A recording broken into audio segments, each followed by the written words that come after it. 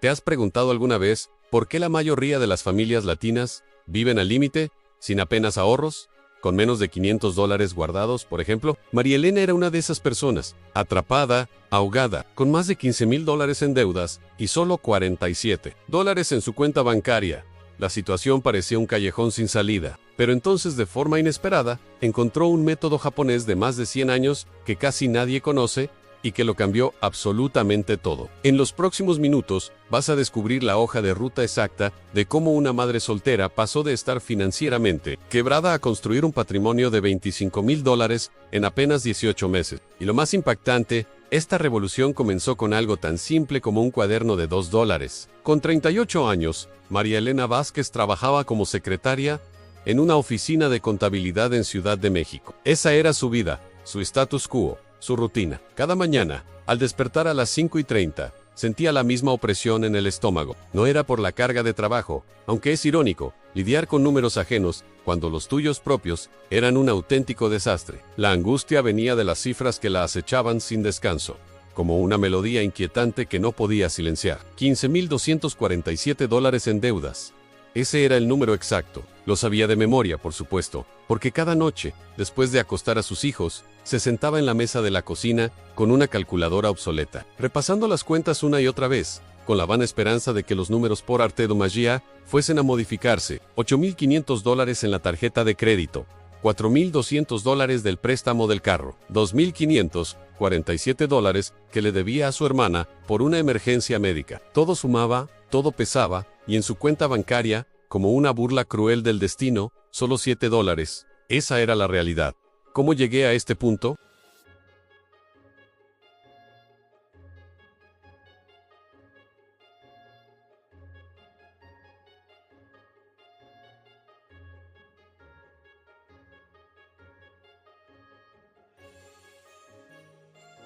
Su sueldo de $880 al mes se esfumaba antes de que pudiese llegar a casa. Era como intentar retener arena con las manos. No importa cuán fuerte cerrara los puños, todo se escurría. $320 de renta por un apartamento de 2 recámaras en un vecindario que no era el mejor, pero tampoco el peor. Más los servicios de luz, agua y gas, aunque hubo meses en que tuvo que decidir qué pagar y qué aplazar, que era lo más importante. $50 para comida, siendo extremadamente meticulosa, cocinando todo en casa para ahorrar. $60 para la gasolina necesaria para el trabajo y, por supuesto, esos pagos mínimos a las tarjetas de crédito que nunca parecían reducir la deuda principal. Un ciclo sin fin. Al momento, di la llamada a la acción. El punto de quiebre se presentó un martes por la tarde de abril. María Elena regresaba del trabajo, todavía con el uniforme puesto, y los pies adoloridos por esos zapatos baratos que le duraban apenas medio año. Cuando su hija Sofía, de 12 años, llegó de la escuela, pero no era la niña alegre y energética de siempre. Venía con los ojos enrojecidos, tratando inútilmente de ocultar que había estado llorando. Mamá le dijo con esa voz que usan los niños cuando intentan ser fuertes: todos mis amigos van a ese campamento de verano.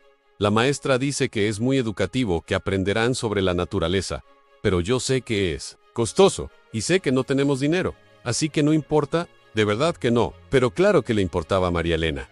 Lo veía con claridad en la forma en que Sofía evitaba mirarla a los ojos, en cómo se mordía el labio inferior, un gesto idéntico al que ella hacía cuando se sentía nerviosa. El campamento costaba $100, una cantidad que no debería ser un problema para una familia promedio. Pero para María Elena, $100 representaban casi todo el saldo de su cuenta bancaria. Esa noche, después de servirles la cena de siempre, quesadillas, y de explicarles por quinta vez por qué no podían pedir pizza como otros viernes, María Elena se refugió en el baño, se sentó en el borde de la bañera y se permitió llorar por primera vez en meses. No eran lágrimas de lástima, no, sino de una frustración intensa, de un renuncia a la situación, pero con un pero subyacente que le decía que algo debía cambiar de forma radical. Llevaba años repitiendo lo mismo sin que nada cambiara realmente.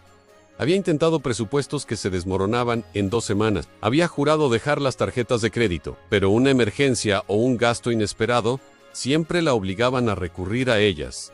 De nuevo, fue esa misma noche, una vez que pudo serenarse y sus hijos ya dormían, cuando decidió finalmente ordenar las pertenencias de su abuela, Carmen, fallecida 3 meses atrás. Había pospuesto la tarea porque el dolor era demasiado grande. Su abuela había sido la mujer más sabia de su vida, la única que parecía tener siempre una respuesta certera, incluso en los momentos más oscuros. Entre fotografías antiguas, recetarios manuscritos y rosarios, encontró una pequeña caja de madera con un candado, cuya llave se había perdido hacía décadas. Dentro había papeles amarillentos, algunas cartas en japonés que no podía descifrar, y un cuaderno de tapas duras azul marino con caracteres japoneses dorados en la portada. Su abuela había vivido 15 años en Japón, en los años 60, trabajando como niñera para una familia adinerada en Tokio. Una época de su vida en que fue joven y aventurera, una mentor silenciosa. Aunque Carmen siempre contaba historias de esos años, María Elena nunca había visto una prueba física de esa etapa hasta ese momento. El cuaderno estaba repleto de anotaciones todas en español y con la letra impecable de su abuela, con gastos diarios detallados, con una precisión casi obsesiva. Reflexiones sobre el dinero y pequeñas filosofías de vida que María Elena nunca había escuchado. Antes nunca. En la primera página, escrita con una letra un poco más inestable, que indicaba que había sido añadido años después. Se leía en Kibo, el arte japonés de cuidar el dinero. María, si algún día lo necesitas, esto me salvó cuando no tenía nada en un país extraño. Kakeibo. María Elena murmuró la palabra en voz alta. Nunca la había escuchado.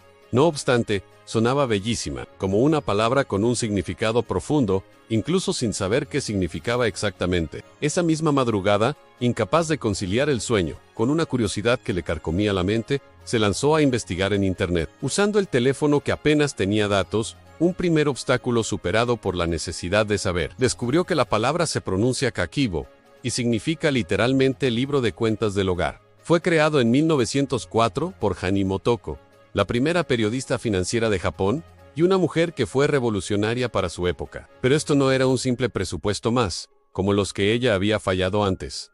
No, sino una filosofía completa, una forma de entender la compleja relación entre el dinero, las emociones y la vida misma. El método se sustentaba en 4 preguntas muy sencillas que debías hacerte antes de cualquier compra. Una introspección necesaria: ¿puedo permitirme esto? ¿Realmente lo necesito? ¿Lo usaré con regularidad? ¿Tengo espacio físico para este objeto? Parecían preguntas obvias, pero mientras más leía, más se daba cuenta de que jamás se las había formulado seriamente. El verdadero poder del Kokibo estaba en la reflexión semanal y mensual. No se trataba únicamente de anotar los gastos como un robot, sino de desentrañar las emociones que se escondían detrás de cada decisión financiera, de cada movimiento. ¿Por qué compras café en la calle, cuando puedes prepararlo en casa? ¿Qué sientes cuando gastas dinero, cuando tiendes a gastar más? ¿Y por qué? A la mañana siguiente, María Elena se dirigió a la papelería más económica del vecindario y compró un cuaderno simple, de rayas, por solo $2. Un gesto simbólico, un paso tangible. Parecía insignificante al lado del elegante cuaderno de su abuela, pero el camino debía comenzar en alguna parte. Primero, siguiendo las notas que dejó su abuela, clasificó todos sus gastos. Un otro reto de organización, en las 4 categorías esenciales del Kokibo: supervivencia, que englobaba todas las necesidades básicas como el alquiler,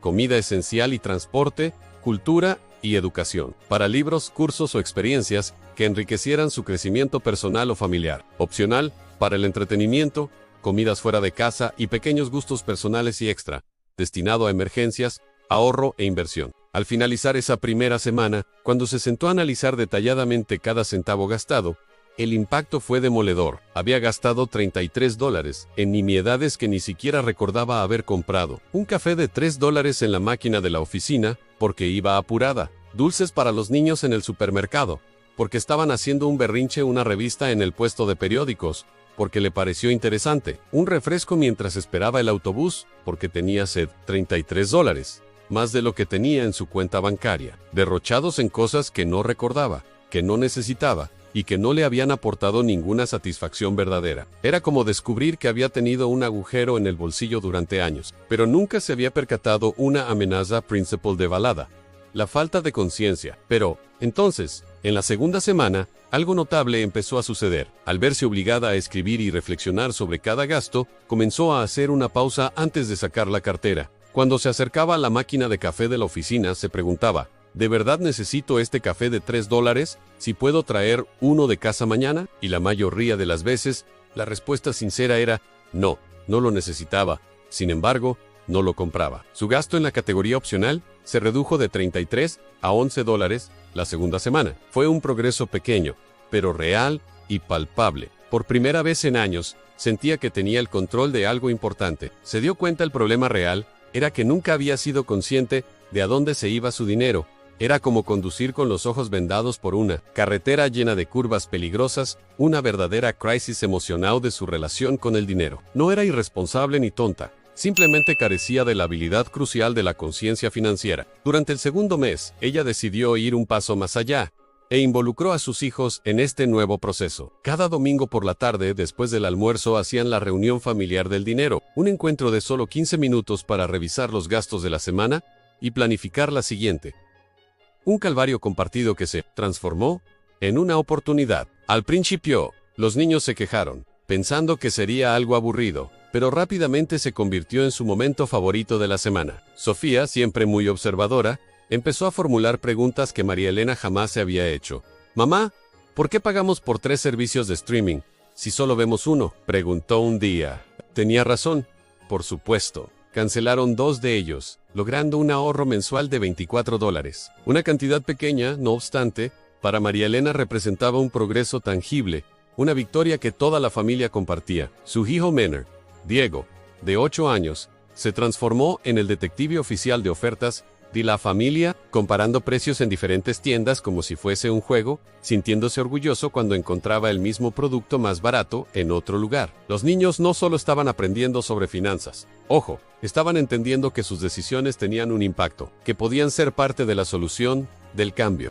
Los meses 3 a 6 trajeron consigo el verdadero tesoro, la prueba de fuego. Las tentaciones llegaron por oleadas, el cumpleaños de su hermana, donde todos compraron regalos costosos, la promoción de una compañera de trabajo que le invitó a celebrar a un restaurante, que costaba el presupuesto de comida de toda una semana, e incluso emergencias reales, como cuando Diego se enfermó y tuvo que comprar medicinas no presupuestadas. Hubo semanas en las que se desvió completamente del plan. Una vez gastó $45 en comida rápida en 3 días, porque estaba trabajando horas extra y llegaba a casa agotada. En otra ocasión, compró ropa nueva para los niños porque la necesitaban, pero no había planificado ese gasto. Poro el Kakibo descubrió, no buscaba la perfección, sino la conciencia y el aprendizaje constante, la disciplina. Cada error se convertía en una lección anotada meticulosamente en su cuaderno. Con la misma diligencia con que registraba sus aciertos, gasté $45 en comida rápida esta semana porque me sentí estresada por el trabajo extra. Necesito tener opciones preparadas para estos momentos. El domingo que viene,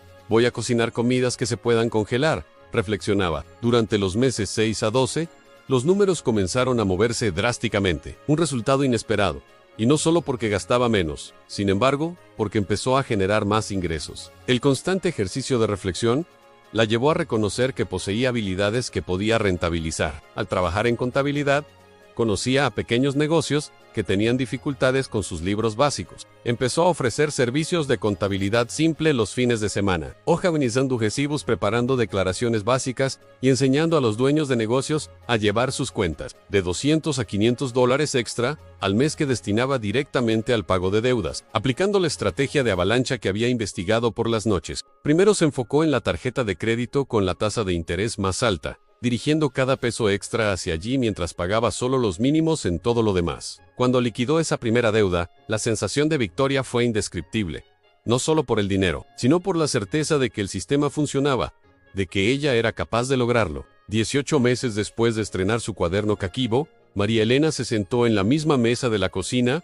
donde había derramado tantas lágrimas, pero esta vez, para realizar las cuentas finales de un año. Los números, ahora, no mentían, y eso era algo hermoso. Su nuevo status quo. Las deudas estaban eliminadas por completo. $15,247 en total. Tenía un fondo de emergencia que jamás pensó que podría crear, $3,500. Había invertido en la educación de sus hijos, incluyendo ese campamento de verano que Sofía nunca olvidaría, $2,200, y contaba con ahorros adicionales en una cuenta que planeaba usar para comprar una casa, $4,300. Su patrimonio neto total era de $25,000, lo que representa una transformación de $40,000 en su situación financiera en 18 meses. Pero los números solo cuentan una parte de la historia. Su hija Sofía no solo asistió al campamento de verano, sino que se convirtió en la administradora oficial del Fondo Familiar de Diversión, un sobrecito donde guardaban dinero específicamente para actividades especiales, una responsabilidad, no obstante, muy bien llevada. Su hijo Diego aprendió a comparar precios y se sentía orgulloso de sus contribuciones a los ahorros familiares. Un logro. La transformación más profunda fue a nivel emocional. Claro, María Elena ya no despertaba con esa ansiedad paralizante. Sabía con precisión dónde estaba cada peso y por qué. Tenía un plan financiero para los próximos 5 años. Sus hijos habían adquirido lecciones sobre el dinero que ella nunca tuvo la oportunidad de aprender. El Coquimbo no solo me enseñó a manejar dinero, escribió en la última página de su primer cuaderno. Me enseñó a manejar mi vida, a ser consciente de mis decisiones, a involucrar a mi familia en nuestros sueños y a honrar la sabiduría de mi abuela de una manera que nunca imaginé. Si María Elena logró revolucionar su vida financiera con un cuaderno de $2, tú también puedes hacerlo. No hay excusas. El método Coquimbo que salvó a su familia te deja 3 lecciones esenciales que puedes aplicar ahora mismo, no mañana. La primera es la regla de las 4 preguntas. Antes de cualquier compra no esencial, detente y pregúntate, ¿puedo permitirlo realmente? ¿De verdad lo necesito? ¿Lo usaré con frecuencia? ¿Tengo espacio para esto? Esta pausa reflexiva elimina, en promedio, el 60% de las compras impulsivas. Aunque parezca simple, es muy poderoso. No se trata de privarte de todo, sino de ser plenamente consciente de cada elección. Tenemos una comunidad muy activa en WhatsApp. El enlace está en la descripción. Únete para compartir tus avances, no lo dejes pasar. La segunda lección son las 4 categorías japonesas de gasto. Clasifica todos tus egresos de la siguiente manera. Supervivencia, que debe representar entre el 50 y el 60% de tus ingresos. Incluye renta, alimentación básica y transporte. Cultura y educación, destina del 10 al 15% para libros, cursos y experiencias de crecimiento personal. Opcional, del 15 al 20% para entretenimiento, comidas en restaurantes y gustos personales. Y extra del 10 al 15% para el fondo de emergencias, ahorros e inversiones. La tercera lección fundamental es la reflexión semanal de 10 minutos. Cada domingo, dedica solo 10 minutos a revisar los gastos de la semana. Identifica tus patrones emocionales, cuándo y por qué gastaste de más. Planifica mejoras concretas para la semana siguiente y celebra cada logro, por más pequeño que sea. Esta práctica transforma la administración del dinero de una tarea aburrida a un hábito de crecimiento personal profundo. Tu primer paso hoy es conseguir un cuaderno y anotar absolutamente todo lo que gastes durante los próximos 7 días. No te juzgues, solo observa.